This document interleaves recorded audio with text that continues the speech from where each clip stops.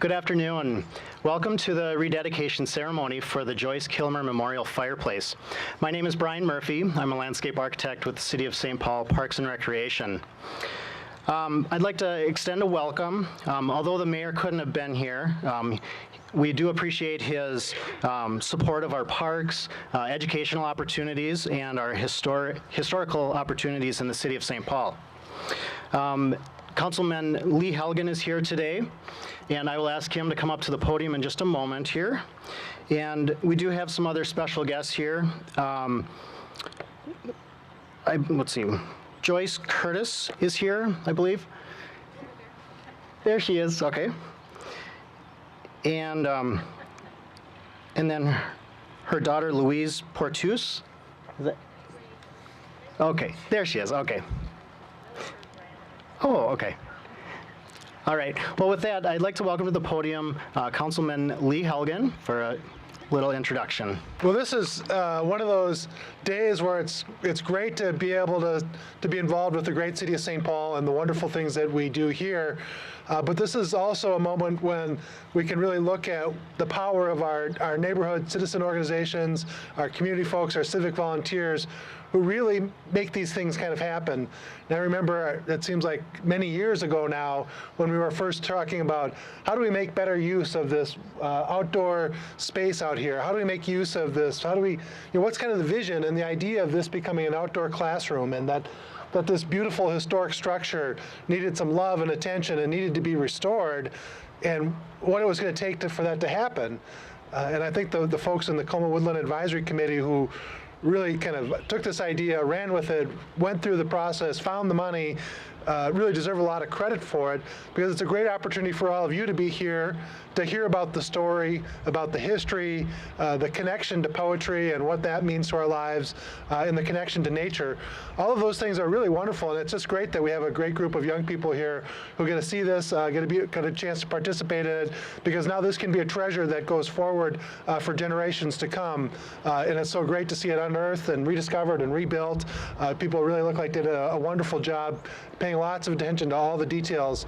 So it's great that we don't have any rain right now, and that we're going to have such a wonderful afternoon, and that we'll also be able to hear more about trees and maybe even plant a few in the ground. So thank you all very much for being part of this today, and thank you to the committee who worked so hard on this.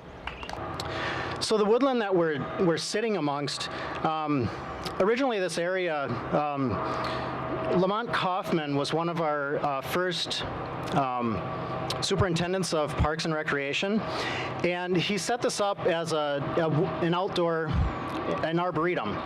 And after that got started, he wanted a fireplace to be kind of the focal point of the woodland, and that's what is right behind us. And it was named in honor of Joyce Kilmer, a World War I vet and a hero and a poet.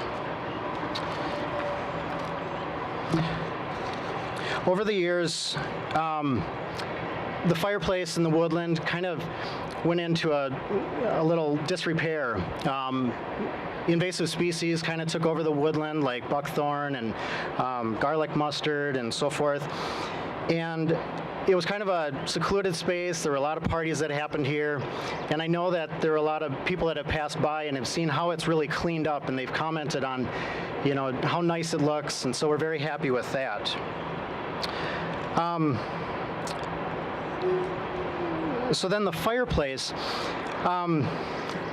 the stone that's on the front of it was salvaged from the old City Hall, St. Paul City Hall, and some of the other stone was salvaged from a house that was on Summit Avenue.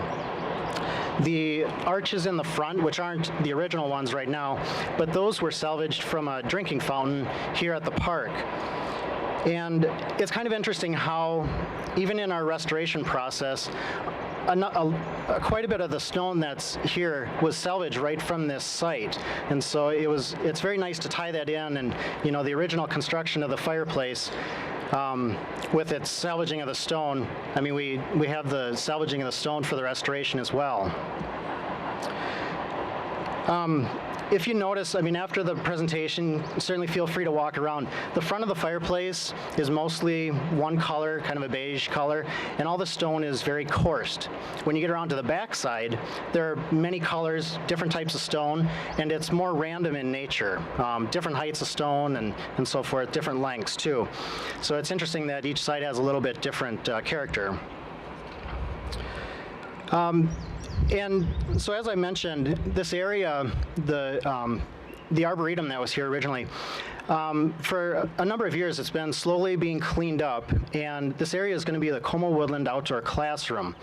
And it's going to be composed of 7 different classrooms. There'll be a coniferous forest, a transitional woodland, oak savanna, oak woodland, sedge meadow, a tallgrass prairie, and an ephemeral wetland.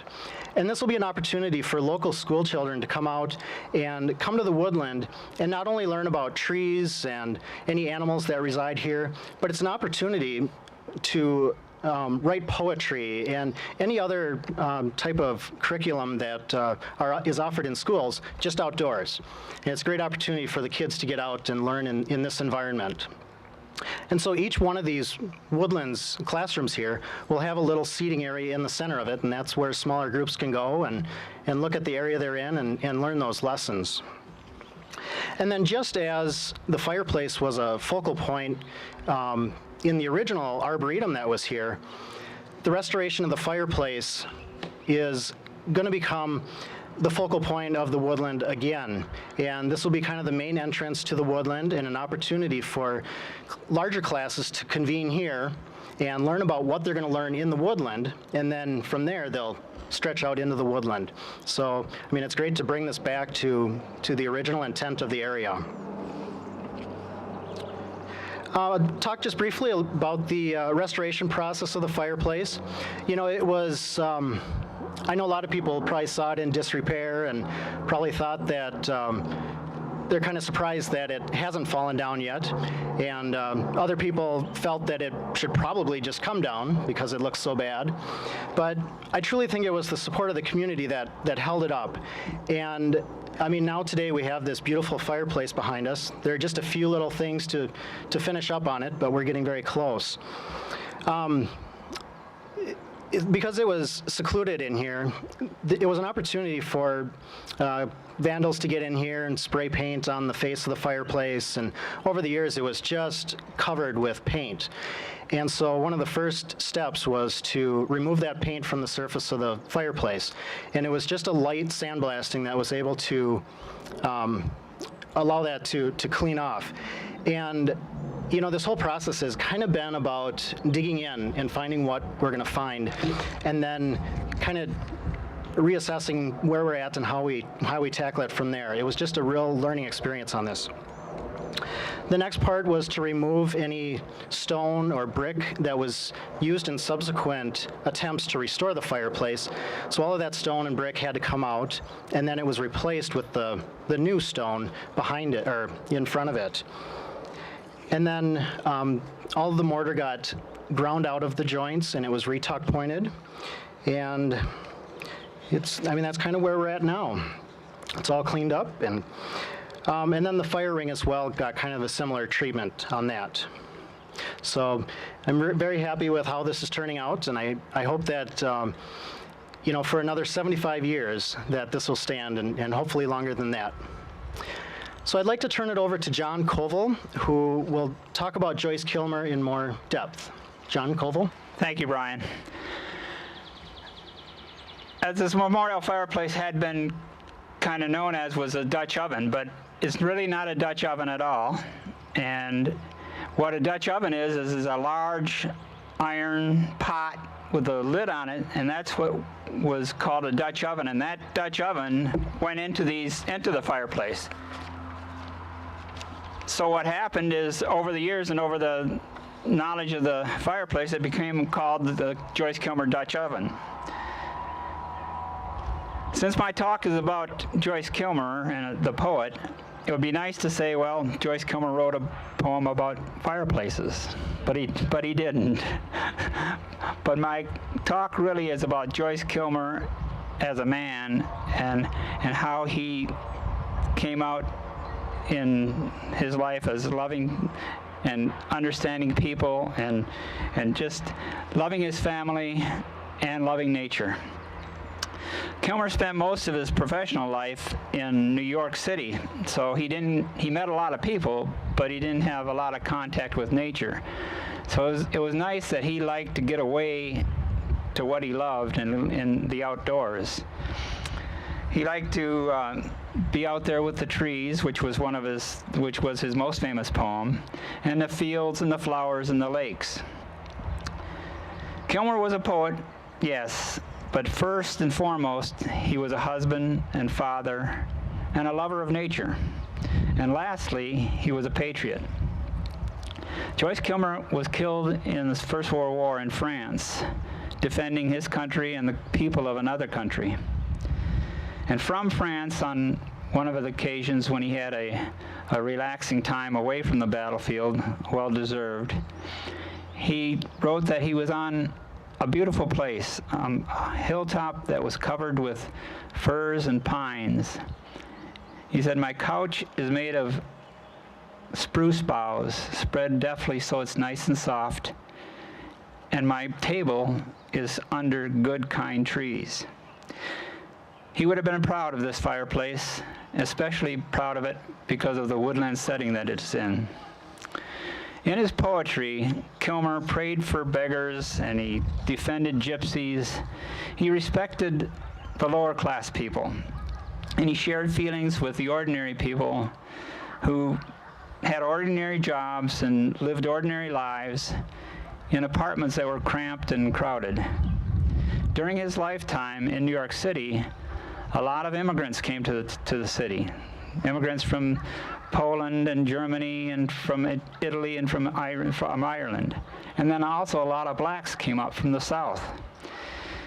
And he saw in all of them what he wrote in a poem about a delicatessen owner. He saw in them the splendor of humanity. And that's what he saw in a lot of people. Joyce Kilmer would have loved St. Paul because all of the different cultures and peoples that live in St. Paul. He seemed to know that the one thing about the different cultures and different people that brought them together was respect for one another. Joyce Kilmer always saw the best in everybody, even a drunken fisherman named Dave Lilly. He said, "But I always liked Dave Lilly. He was as pleasant as you could wish. He was lazy and good for nothing, but he certainly could fish." Kilmer rubbed elbows with the mighty and the famous in his time in 1910 to 1917. He rubbed elbows with the most prominent educators and entertainers and business people in New York City, people who lived in mansions. But what Kilmer wrote about in poetry was the common people, the wanderers and shop owners and other poor poets. And he also wrote about run-down houses instead of mansions. One of the houses he wrote about was an abandoned house. It was called A House with Nobody in it. And part of that poem goes this way. He said, "If I had a lot of money and all my debts were paid, I'd put a gang of men to work with brush and saw and spade. I'd take that place and fix it up the way it used to be, and I'd find someone who wanted a home and give it to them free." And he ended that poem by saying, as I walk to Sovereign along the Erie track, I never go by the poor old farmhouse without stopping and looking back. But it hurts me to see the crumbling roof and the shutters falling apart, because I can't help thinking that the empty house is a house with a broken heart. For a while, Kilmer lived near a mountain, and where he spent some times and weekends going fishing, and probably saw a number of fireplaces just like this one, because a lot of the people in that mountain area were of Dutch descent. And he was hiking with a friend one time, and he remembered how the people that he met and how they influenced him. He said there are many mixed Negro and Dutch and Scottish and German descent here. He says, they're just a wonderful, amazing people. The view from the mountains is great, He says, the valley between them is filled with honeysuckle. Kilmer was above all else a poet, and he was the people's poet. And his poetry had this about it, said one critic: it touched and glorified the commonplace and the everyday things in life, a tree, a deserted house, a lonely road, until they were invested with a hallowed beauty that seemed freighted with almost sacred significance. And the critic concluded, there is so much in all our lives, young and old, so much that is commonplace and everyday, and seemingly devoid of meaning, that he does a great service indeed to his fellow man, who can brighten the commonplace things in all our lives. This is the kind of man Joyce Kilmer was. Thank you very much. Thank you very much, John. That was very meaningful to this process. The next step, I would like to welcome the students of the poems that are identified in the booklet that some of you do have here. First, I will call Ms. Dudek's 6th grade class from Como Park Elementary. I shivered under the trees that Friday. As I looked down at the flowers, I didn't know what kind, pink, yellow, purple. As the leaves changed from green to orange and yellow, as the wind, like the coolish moon traveling around the world, touched my skin. As I felt my blood rushing, the river raced, my heart pumped in and out, and leaves crunched as I stepped on them. Then used to be a waterfall before time stopped it for it, and the well dried up. There used to be a fireplace. Deer once grazed on pine cones and blackberries. A bridge led to this path and the Cascades. The 1930s are gone. With the eagles and their years, an invasive thistle had driven out the native plants. I looked at all the sad trees that Friday, the ground overflowing with leaves that will fertilize new growth as though it was the future of the world. That was wonderful. Thank you very much. The next poem I would like to call Miss Bartel's 5th grade class from Chelsea Heights Elementary School. A Walk in Como Woodland by Miss Bartel's 5th grade class, Chelsea Heights Elementary. The smell of green leaves reminded me of camping in the autumn in the forest of Duluth. The wind and the leaves drowned out the traffic on Como Avenue. The broken fireplace with worn bricks gave a feeling of peace, and I was calm as a baby sleeping as a kitten in the windowsill or on my stomach. The smell was like cookie dough with chocolate chips and milk. The grass was a pillow, a marshmallow with the chill of autumn. I wanted to eat s'mores. I sat on the ground and pretended I was underwater. I wondered how many ants were on my shoes. The bridge was a mountain. I wondered how I could get the burrs off my back. On the return, a mouse or mole lay dead on the smooth grass. Next, I'll call Miss Core's 6th grade class from Como Park Elementary. We walked through the healthy air as the wind blew on our faces, like cardinals and blue jays flying branch to branch among trees bare as statues. The leaves had parachuted to the ground, abandoning the old maples and oaks. Birds and brown thistles clung to us like porcupine. We strayed down the prickly path that was like a fallen tree and sat on the dew-damp grass. Birds sang, wind whistled past us. I saw the dead waterfall buried behind the trees, and I thought, how peaceful, how like the pattern of wind on a pond, like the beat of an owl's wings. Then our stomachs growled like lions, ripping apart a zebra. We walked through the echo tunnel to the big field, to sandwiches and milk, then the bumpy sidewalk back to school. That was a great job. Thank you. The next one will be by Mr. Malloy's 5th grade class, Chelsea Heights Elementary. Red and orange crumbling leaves layered the ground like cat litter, like frosting on a cake. The day is bright as a red and yellow fiery ball at 1 in the afternoon. The old fireplace, a crumbling mountain covered with vines, made me think of Grandview Lodge. We sat in the dried up pond looking at what had once been a waterfall. I wondered how it was built and why it wasn't cared for. Why didn't they put fish in it? Sunnies, northern, salmon, bass. An avalanche of a memorial. Ash tree, oak, pine, poison ivy, and burdock. I watched a lady pick up a dead mole. I watched dogs on leashes, running and walking. An orange and black caterpillar was lying still on the sidewalk. And the day went on. School, home, homework, bed. Wonderful. And our last group poem is by Mr. Bin's 6th grade class from Como Park Elementary. I smelled the fresh, humid air at the memorial for that poet. I held the pod of a Kentucky coffee tree, dry and brown like beef jerky, pollen as orange as Cheetos, suddenly appeared on the tips of my shoes.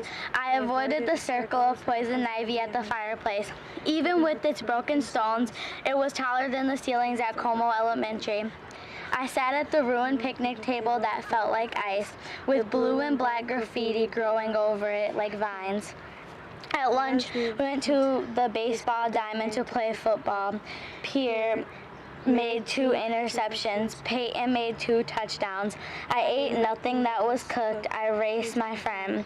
Standing on the deck at Como Lake, I saw a fisherman haul in a large branch on the bridge. As we walked back to school, a black and white cat paused to stare at us. And we have 2 individual poems. The first one is Janessa, a 6th grade student at Como Park Elementary. As I entered the beginning of the woodlands, I could hear the leaves rustling under my shoes. The wind singing, making the trees dance, wave their arms. I can see the leaves falling from above, tripping over and laying on the ground and singing songs as the sun through the trees beam on them. Trees smiling, the grass soaking up the sun, enjoying their lifetimes before they're covered by a cold pillow of snow. Great job, Janessa. Thank you. The next one is Anthony, a 5th grade student at Chelsea Heights Elementary. The pathway is dark, forbidden. The light is shining through. The old fireplace, stones worn and broken, once housed fires in days that are gone, lost in time. Leaves bright, colorful, yellow, green, purple, red, fluttering in the cool autumn breeze. Birds singing, trees swaying in the cool, crisp air. Animals scampering, playing, running through the trees, playing on the ground. Flowers, sights, and smells. Perfume in the wind, cool peppermint wind, fall. Great job, Anthony. And the last one is Brittany, a 6th grade student at Como Park Elementary. Lonely old fireplace. The fireplace is filled with memories, just sitting there, waiting and waiting and waiting for it to be remembered again, while people just pass by it and don't even notice. And every time a memory is forgotten, a brick falls tumbling to the ground. It's crying and weeping, just begging not to be forgotten. Now it's down to the last few bricks. Thank you for coming. And for those that need to leave, we'll see you again out here. I hope you keep an eye on the fireplace and can use it in the future. Some individuals will be able to help out plant some seedlings in the oak woodland back here. And so if you can stay and help out with that, we'd greatly appreciate it. Thank you.